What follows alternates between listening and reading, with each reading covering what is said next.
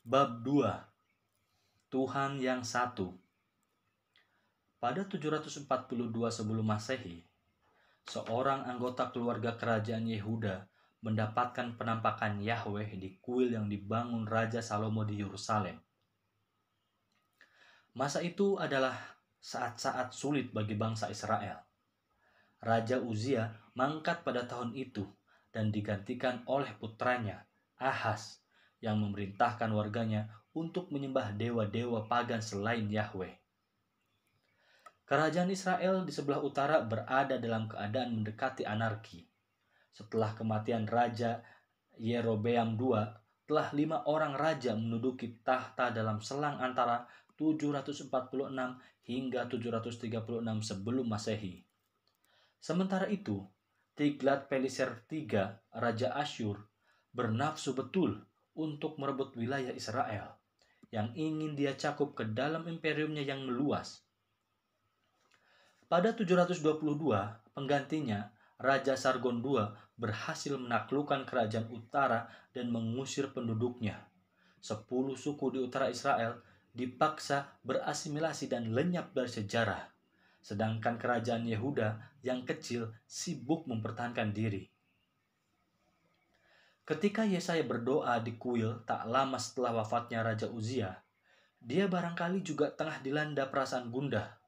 Pada saat yang sama, dia mungkin juga secara tidak nyaman menyadari ketidaklayakan upacara kuil yang mewah.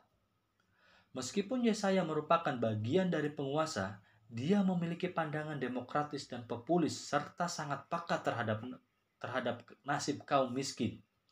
Tatkala semerbak dupa menyebar di depan bait suci dan darah binatang kurban membasahi tempat itu, Yesaya mungkin mencemaskan bahwa agama Israel telah kehilangan integritas dan makna batinnya.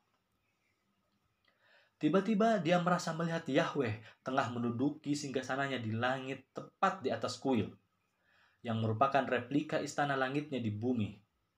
Ujung jubah Yahweh memenuhi tempat suci itu dan dia dikawal 2 serafim yang menutupi wajah dengan sayap-sayap mereka. Mereka berteriak satu sama lain, "Kudus, kudus, kuduslah Tuhan semesta alam. Seluruh bumi penuh kemuliaannya." Ketika suara keduanya menggema, seluruh kuil bergetar dan dipenuhi asap tebal, mengelilingi Yahweh dengan kabut tak tertembus, mirip awan dan asap yang menyembunyikannya dari pandangan Musa di Gunung Sinai. Ketika kita menggunakan kata kudus, pada masa sekarang, biasanya kita merujukkan artinya kepada suatu keadaan keunggulan moral.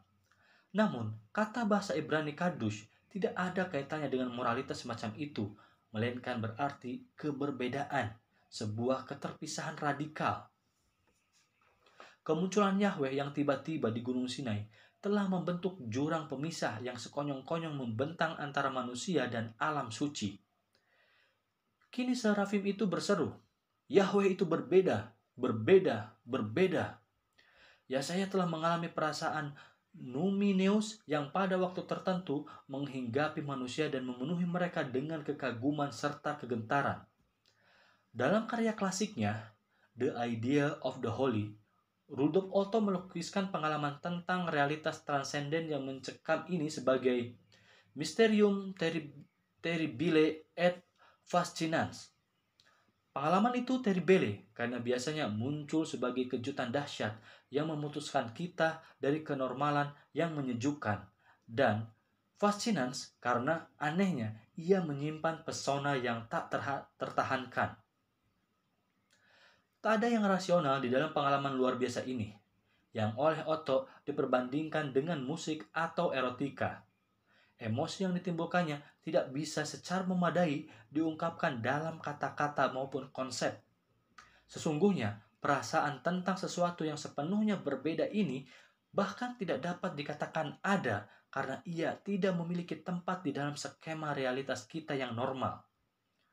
Konsep baru tentang Yahweh pada zaman Kapak memang masih sebagai dewa para tentara, tetapi tidak lagi semata-mata menjadi dewa perang. Tidak pula sebagai Tuhan kesukuan yang dengan bergairah mencurahkan seluruh kasih-Nya kepada Israel. Kemuliaannya tidak lagi terbatas pada tanah yang dijanjikan, tetapi telah dilingkupi seluruh telah melingkupi seluruh bumi. Yesaya bukanlah Buddha yang mengalami pencerahan membawa ketentraman dan kedamaian. Dia tidak menjadi guru umat manusia yang disempurnakan. Sebaliknya, dia justru dipenuhi oleh teror kematian dan menjerit, "Celakalah aku binasa, sebab aku ini seorang yang najis bibir, dan aku tinggal di tengah-tengah bangsa yang najis bibir. Namun aku telah melihat Sang Raja, yakni Tuhan semesta alam." Dicengkram oleh kesucian transenden Yahweh, yang dia ingat hanyalah ketaklayakan dan ketaksucian ritualnya sendiri. Tidak seperti Buddha atau seorang yogi, dia tidak mempersiapkan dirinya untuk menyongsong pengalaman ini melalui serangkaian latihan spiritual. Pengalaman itu terjadi padanya secara tiba-tiba dan dia sepenuhnya terkesima oleh pengaruhnya yang meluluhkan. Salah satu serafim terbang ke arahnya dengan membawa bara pijar dan membersihkan bibirnya sehingga dia bisa melafalkan firman Tuhan. Banyak nabi yang tak bersedia untuk berbicara atas nama Tuhan atau tidak mampu melakukan hal itu. Ketika Tuhan berseru kepada Musa, prototipe semua nabi, dari semak menyala dan memerintahkannya untuk menjadi utusannya bagi Fir'aun dan Bani Israel, Musa berkeberatan karena dia berat mulut dan berat lidah. Tuhan membebaskannya dari satu tugas itu dan mengizinkan saudaranya Harun untuk berbicara atas nama Musa.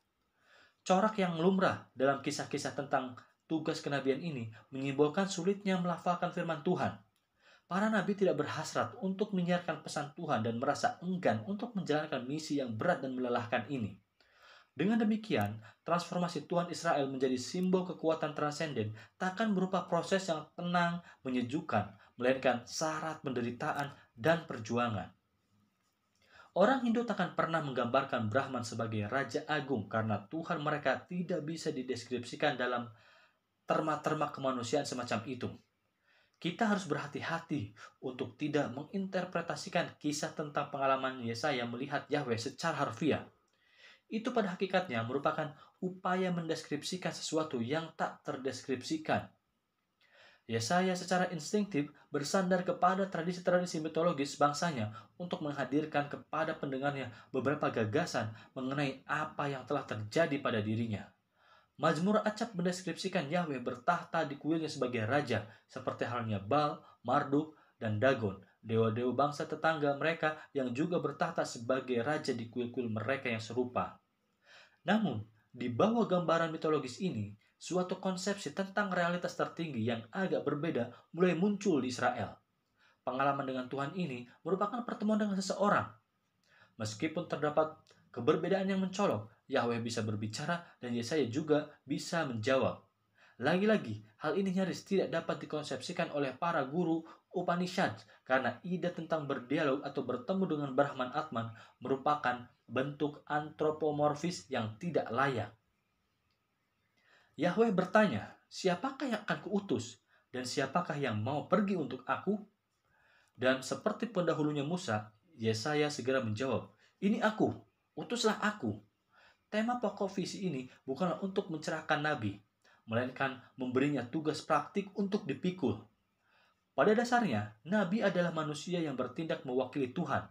Namun pengalaman transendensi ini tidak berakibat pada penanaman pengetahuan, sebagaimana dalam Buddhisme, tetapi pada perbuatan.